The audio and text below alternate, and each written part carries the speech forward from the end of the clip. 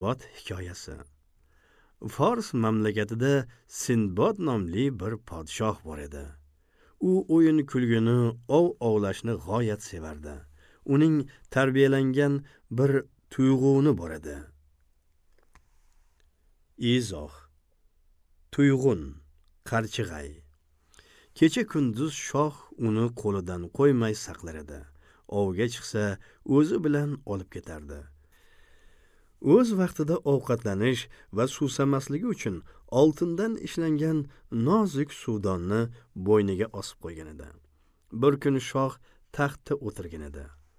Ov qushlariga qaraydigan xodim shoh oldiga kelib, ovga chiqish vaqti kelganligidan xabar berdi.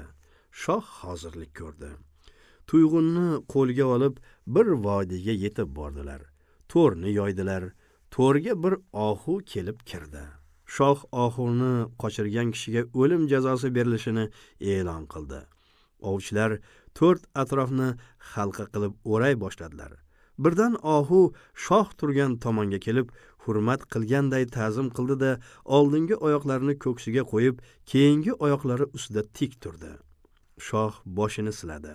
Shu onda ohu shohning boshi ustidan sakrab, sahroyu biyobon tomonga qarab qochdi. Shoh askarlarga qaraganida ularning ko'z qisishayotganlarini ko'rdi. Vaziriga qarab, "Askarlar nima deyapti?" deb so'radi.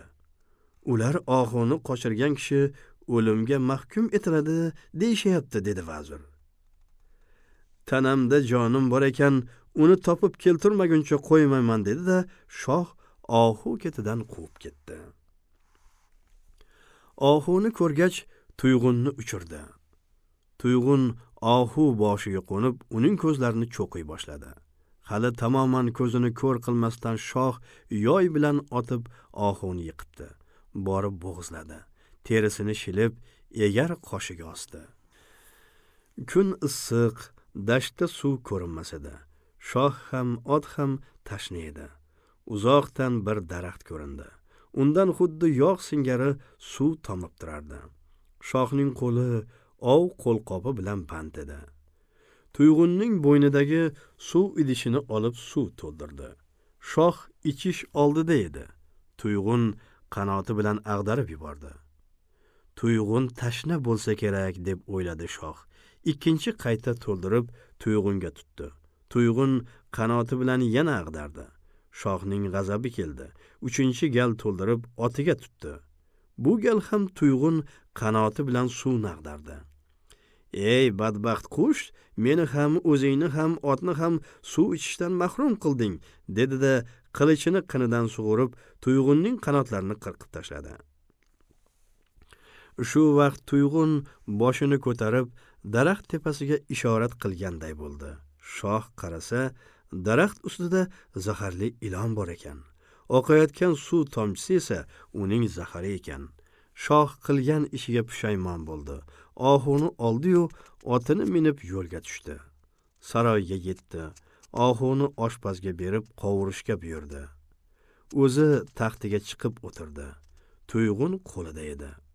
U birdan qattiq qichqirib o'ldi. Shoh dod faryod qildi, chunki u o'zini o'limdan qutqazgan tuyg'unini o'ldirib, undan ajralgan edi. Shoh Sinbod hikoyasi shulardan iboratdir, debdi shoh.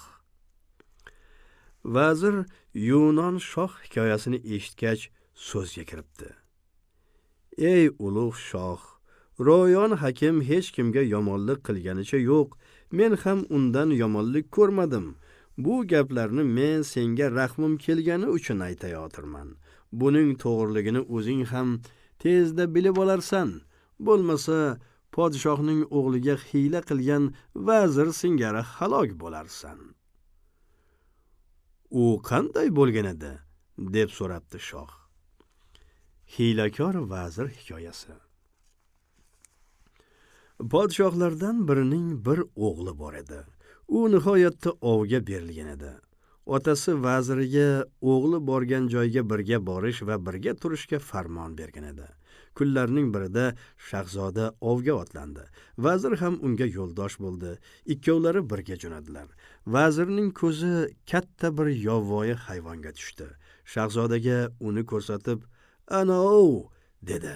Shahzoda uning ketidan chopib, bir necha daqiqadan keyin ko'zdan g'oyib bo'ldi. Yovvoyi hayvon sahroning bir burchiga biqindi.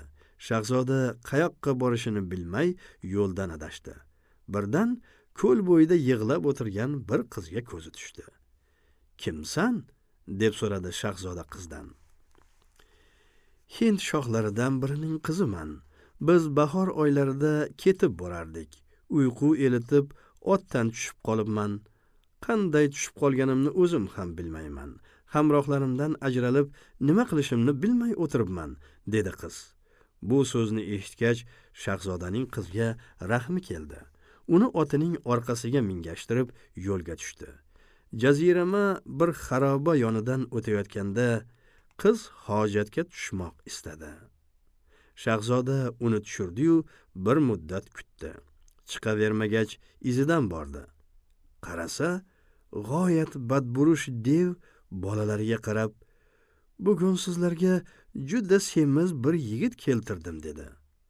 "Tez keltiring, qornimiz och", deyishdi dev bolalari. Bu so'zni eshitib, shahzoda halok bo'lishiga ko'zi yetdi. Butun a'zosiga titroq kirdi.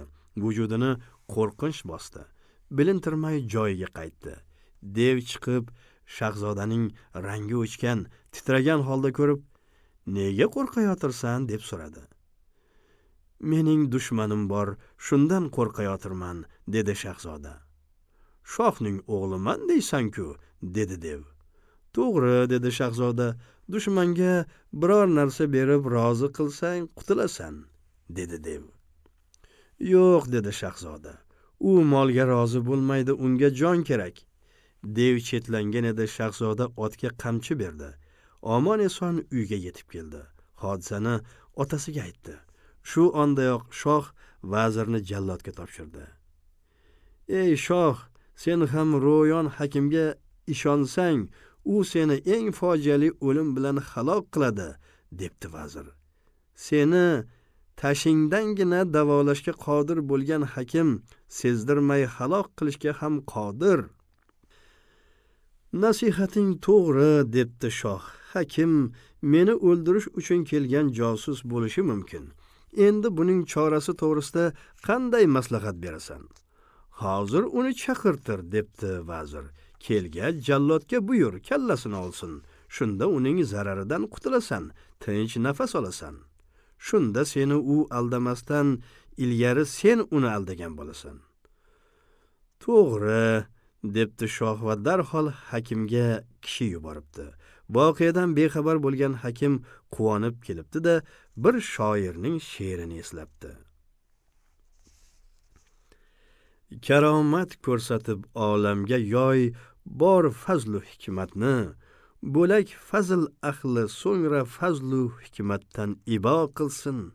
Namoyish ayla adling ey shahanshohim bu olamga, hamma zulm ahlini qon yuttirib motamsaro qilsin. Nazar sol obi rahmatdek ko'kartir dashtu sahroni, agar toshga nazar tashlar ekansan kimyo qilsin. Qorong'u kulbalarni adil nuri birla qil ravshan, adolat partavi tushganda olamni ziyo qilsin." "Nima uchun chaqirganimni bilasanmi?" debdi shoh hakimga g'azab bilan. "Yo'q", debdi Ro'yon hakim.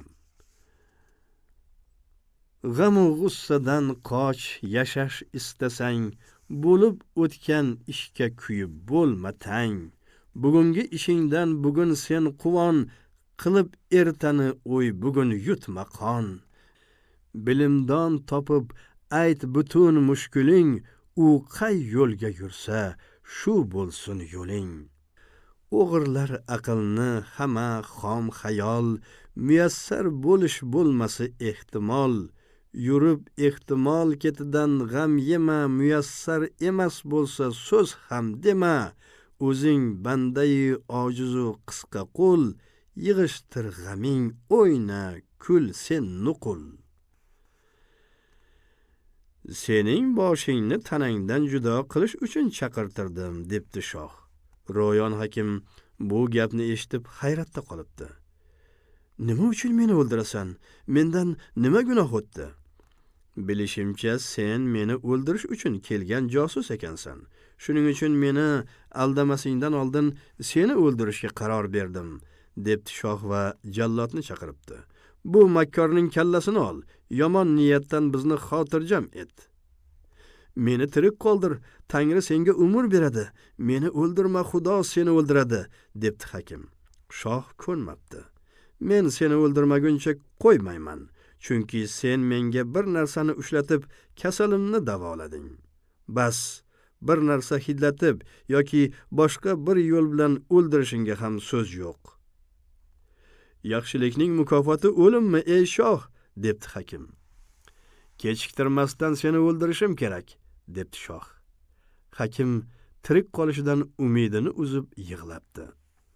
Nomardga qilgan yaxshiliklarga achinib, quyidagilarni xayolidan o'tkazibdi.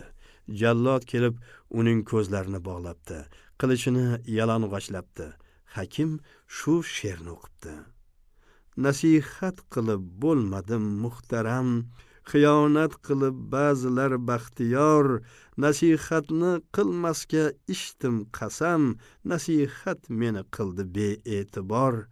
Nasihat yo'lidan yiroqroqqa qoch, kimiki qochar unga meni yor men.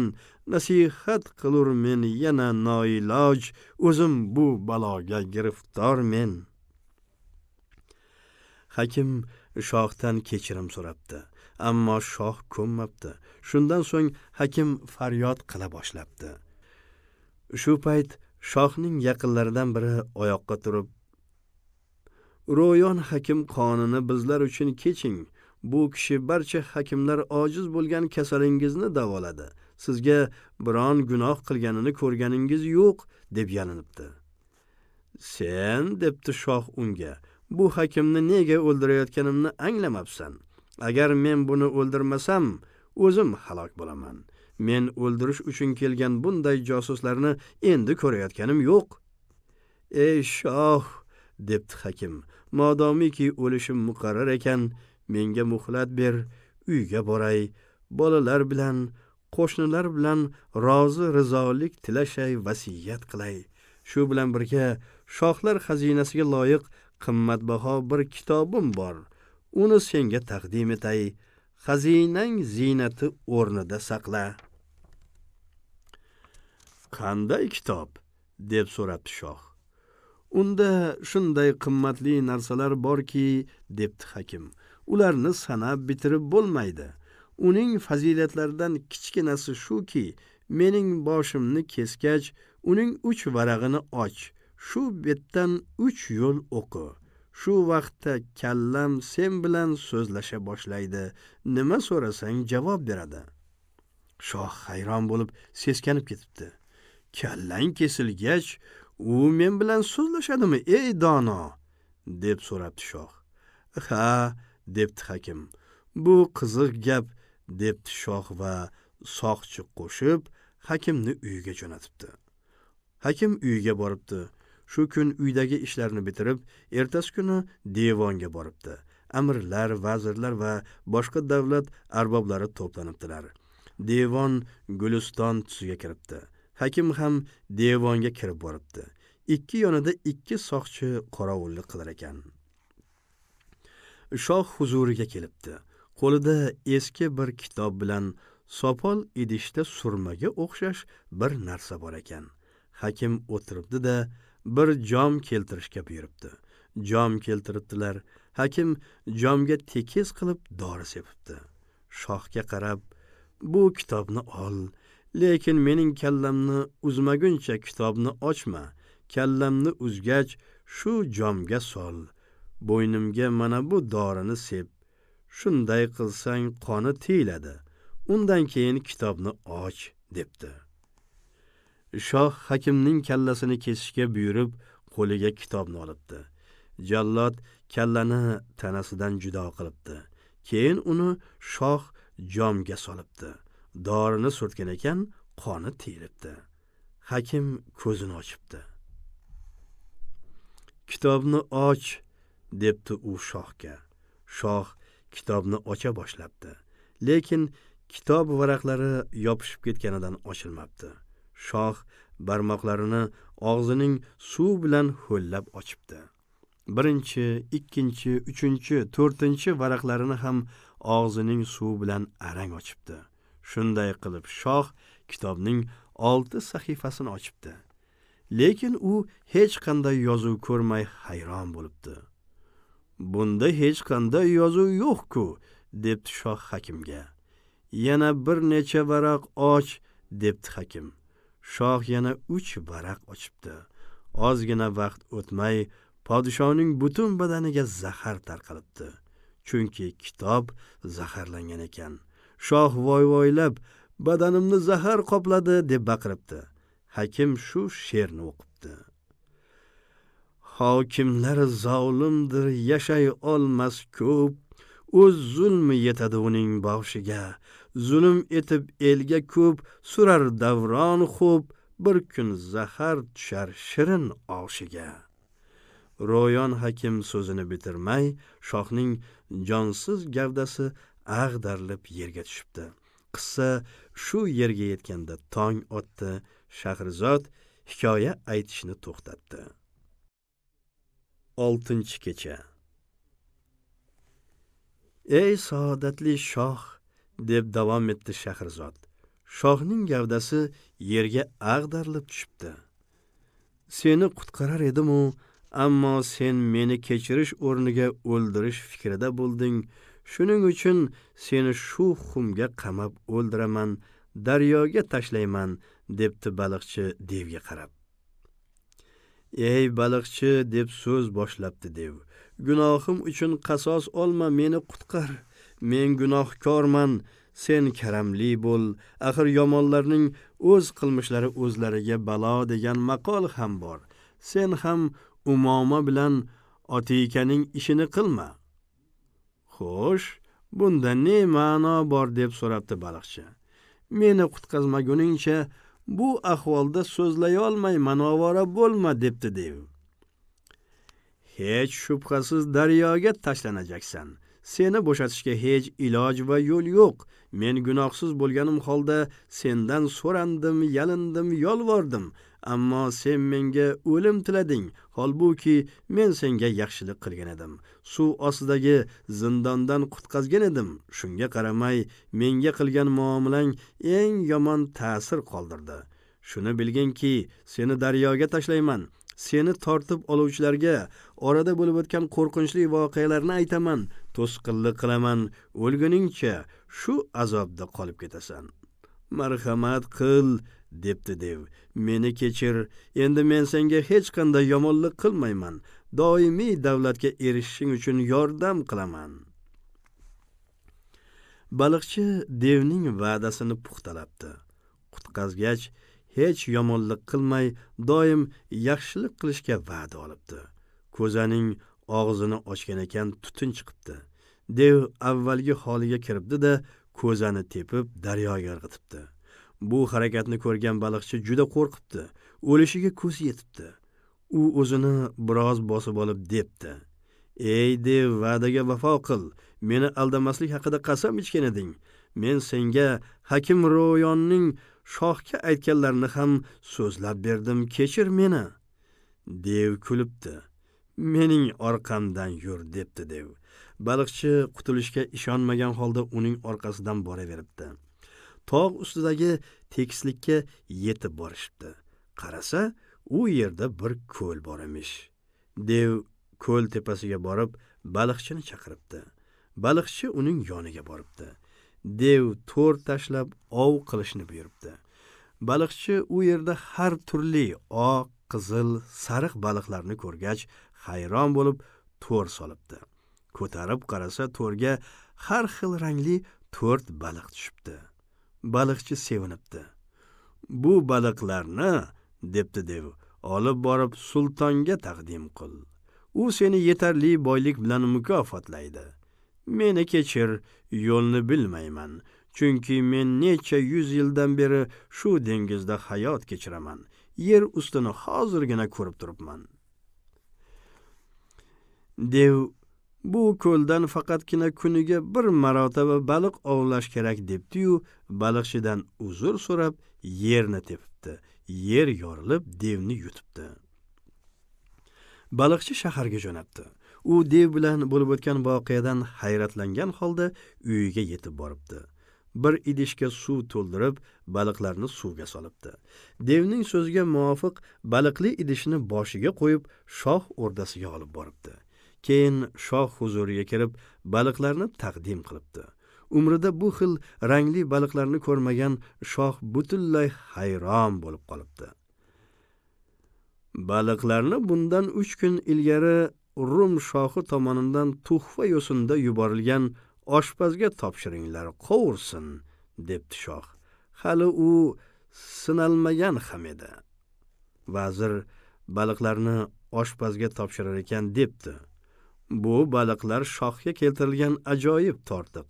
San'atingiz, qobiliyatingizni ham shoh bugun aniqlaydi. Siz bu sinovga butun kuchingiz, butun hunaringizni sarf qilishingiz kerak. Shoh baliqchiga 400 dinor berishni buyuribdi. Vazir baliqchiga pulni topshiribdi. U suyunib yo'lga tushibdi. Yo'ldan oilasi uchun zarur narsalarni sotib olibdi.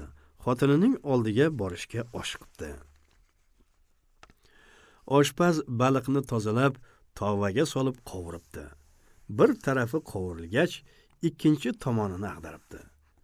Shu payt birdan oshxona devori yorilibdi-da, qomatlari kelishgan, kulcha yuzli, lojivard atlas ko'ylak kiygan, qimmatbaho toshlar o'rnatilgan qo'ltiq tumorli, ikki bilagida maqtashga sazovor bo'larli bilaguzuk, barmoqlari lalu yoqut ko'zli uzuklar bilan bezatilgan, qo'lida esa Hindiston qamishidan nozik ishlangan kaltak ushlagan qiz paydo bo'libdi. U kaltak bilan tovani turtibdi-da, "Va'dangizni unutmadingizmi, ey baliqlar?" debdi. Izoh: lojivard, to'q havo rang. Bu ajoyib ahvolni ko'rib, oshpaz hushidan ketib yiqilibdi. Qiz bu so'zni 2-3 qayta takrorlabdi. Bir baliq idishdan bosh ko'taribdi-da, "Ha" deb javob beribdi. Hammasi birdan shu baytni o'qishibdi. Sen va'dangda turmas bo'lsang, biz ham turmaymiz. Sen qaytsang o'z ahdingdan, biz ham yurmaymiz. Sen o'girsang yuzingni bizdan, biz ham hargiz sen sari yuzni burmaymiz. Shu vaqtning o'zida xotin tovani to'nkarib g'oyib bo'libdi. Devor ham oldingi holiga qaytibdi. Keyin oshpaz hushiga kelib ko'zini ochibdi. Qarasa, 4 ta baliq ham ko'mir singari qorayib kuygan emish. Attang, birinchi sinashgandayoq yaxshi bo'lmadi, deb o'zini o'zi koyibdi oshpaz. Shu payt vazir kirib kelibdi. Oshpazning tepasiga kelib, "Shohning balig'i qani?" deb so'rabdi. Oshpaz yig'lab voqeani birma-bir aytibdi. Vazir bu hodisadan taajjublanib baliqchiga kishi yuboribdi. Baliqchini keltirishibdi. "Ey baliqchi", debdi vazir, "yana o'shanday 4 ta baliq keltirishing kerak." Baliqchi ko'lga borib to'r solibdi. To'rni ko'targan ekan, qarasa 4 ta baliq tushibdi. Baliqni olib vazirga keltiribdi. Vazir oshpazga berib, "Qani mening oldimda qovurchi, bu hodisani o'z ko'zim bilan ko'ray", debdi. Oshpaz baliqni tovaga solib o't yoqibdi. Ko'p o'tmay devor yorilibdi. Devor oralig'idan yasangan bir qiz chiqib, qo'lidagi qamchi dasta bilan tovani turtibdi. "Va'dalaringda turibsizlarmi, ey baliqlar?" debdi qiz. Baliqlar boshlarini ko'tarib quyidagi baytni o'qibdilar. "Sen va'dangda turmas bo'lsang, biz ham turmaymiz.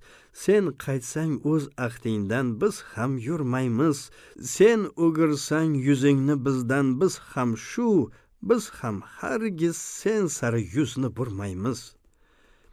Baliqlardan Bu so'zni eshitgan qiz tovani aylantirib g'oyib bo'libdi. Devor ham oldingi holiga qaytibdi. Shu vaqt vazir o'rnidan turibdi. Qissa shu yerga yetganda tong otdi. Shahrizod hikoya aytishni to'xtatdi. 5-trek. 7-kecha. Ey saodatli shoh, deb so'z boshladi